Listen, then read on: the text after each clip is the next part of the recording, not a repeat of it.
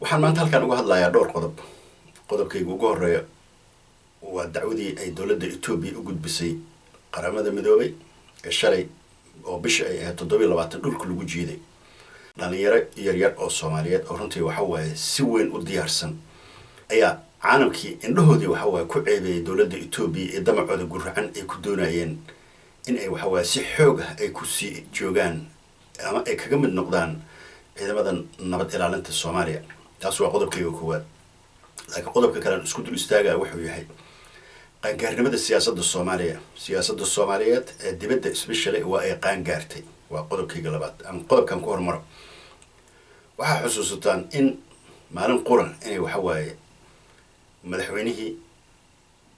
wasiirkii arrimaha dibadda iyo wasiir dawlihii in ay ka kala degeen saddex dal aanan waxa waaye salaanta iska qaadan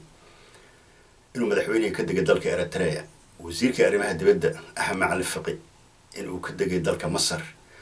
wasiir dawlihii arrimaha dibadda inuu ka degay Ethiopia waa Cali Balcade waa taariikh runtii waxa waaye aan hore ugu dhicin Soomaaliya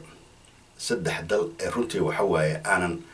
dab iyo basiin isku wada ah siyaasadda Soomaaliya inay intay u tagto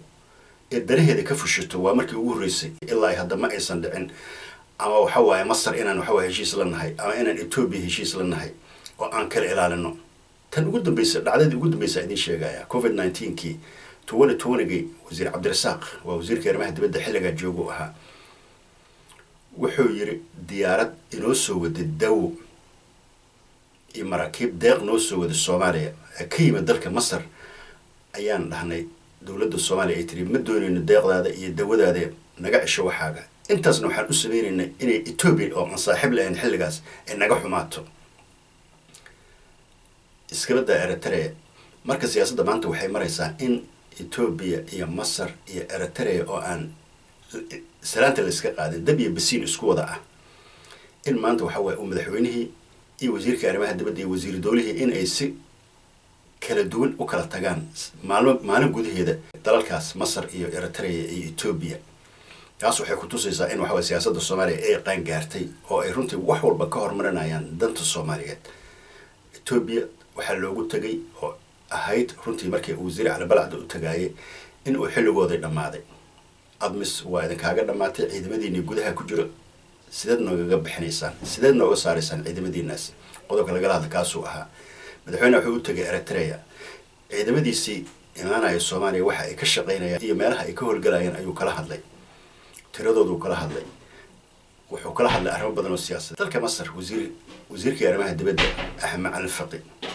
waxa uu kala hadlay dana Soomaaliyeed ciidamada Masar halkay imaanayaan goobaha la geyn doono xaaladda waxa waa dalku uu ku sugan yahay fargelinta ba'an ee ciidamada Ethiopia dalka ay ku hayaan danaca gurracan ee Ethiopia ku doonayso inay kaga mid noqoto arrimo aad u far badan ayaa laga hadlay marka qodobkaasi waxaan leeyahay waa qodob runtii waxa waaye xasaasi ah waa qodob aad muhiim u ah ummadda Soomaaliyeed laakiin runtii aysan dareemi karin inuu qodob guul u yahay oo maanta siyaasadda Soomaaliyeed ay qaan gaartay oo ay gaartay heer majority wax lagu tilmaamo danahooda iyagoo waxa waaye ka wata ayay waxa waaye siyaasadoodii waxa waaye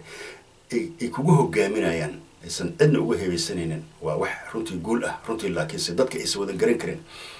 qodobkaasi taasaan ugu baxaa qodobka labaad soo laabto dhalinyarada yaryaraad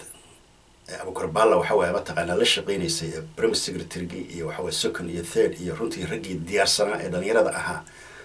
in ay waxa waaye shalay shaashada caalamka iyadoo waxa waaye la wada daawanayo 200 million waa website-ka kaliya ay daawatay markii waxa waaye dacwada socotay dhalinyarada yaryar iyagoo degan oo aan runtii waxa waaye xamaasad iyo emotional aysan ka muuqan ay dacwadoodii soo bandhigeen oo ay dhahan Ethiopia intaasoo qalad ay Soomaaliya ka gashay 12 bilood ayaan indhaha ku haynaa oo aan runtii eegaynay wax qabadkoodii waxa ay ka shaqeynayeen inay maamul goboleedyada iyo dawladda federaalka ka dhex shaqeyso colaado ay ka dhex abuurta dalka in ay waxa waa hub si qarsoodi ah ugu gudbiso kooxaha argagixisada ah wax ay sheegaan haba yaraatee ma uu soo jiro waaga ku bariye hada xasuusataan xataa waxa kale oo jiray in waxa waa shirkii Ankara ee madaxweynaha dalka Soomaaliya iyo madaxweynaha dalka Turkiga iyo Abiy Ahmed shirkii halka waxa waa badda arrimaheedii laga hadlayay in ay ku soo dareen qodob aad u muhiim u ahaa looma jaxan dad baa idin kaaga dhintay Soomaaliya kusoo darsadaa la yiri inaad sacrifice aan sameynay kan baan sameynay kaasaan sameynay welcome la yiri kusoo darsada laakiin it doesn't change waxa waaye mataqaanaa hadafka Soomaaliya wuxuu moodayay in waxa waaye mataqaanaa oo caalamka iyo dacwada inuu soo socoto ayuu ogaa waa wax hore loo diyaariyo 27 December in lagu wada kulmi doono xarunta qaramada midoobay consulka marka inay dawladda Soomaaliya qirtay inay waxa waa dad runtii waxa waaye mataqaanaa waa lagu qirayaa dad baa kaaga dhintay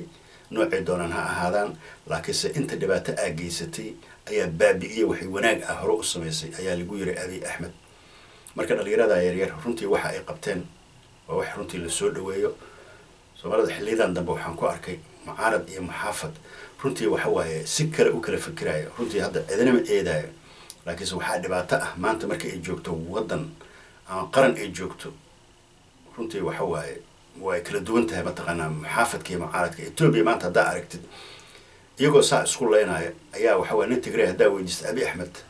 wuxuu leeyahay dadaal fiican buu wadaa bad buu noo keenayaa ninka Oromka sidaas oo kale ninka Amxaarka sidaas oo kale wax iyaga waxa waa dhexdooda dibadda hadii yimaadaan ama qof dibadda uu soo fargashto waxa waa mid bay ka yihiin laakiin Soomaalida waxa arkaysaa in waxa waa dawlad goboleed ama maamul goboleed ama shacab runtii waxa waa mataqaanaa si qabiilaysan waxa waa nacayb runtii waxa waa mataqaanaa Ethiopia jecel aysan ka laakiin ay nacayb ay waxa waa nin walaalkood Soomaaliyeed ay u qabaan ay ku taageerayaan Ethiopia marka Ethiopia waxa soo jireen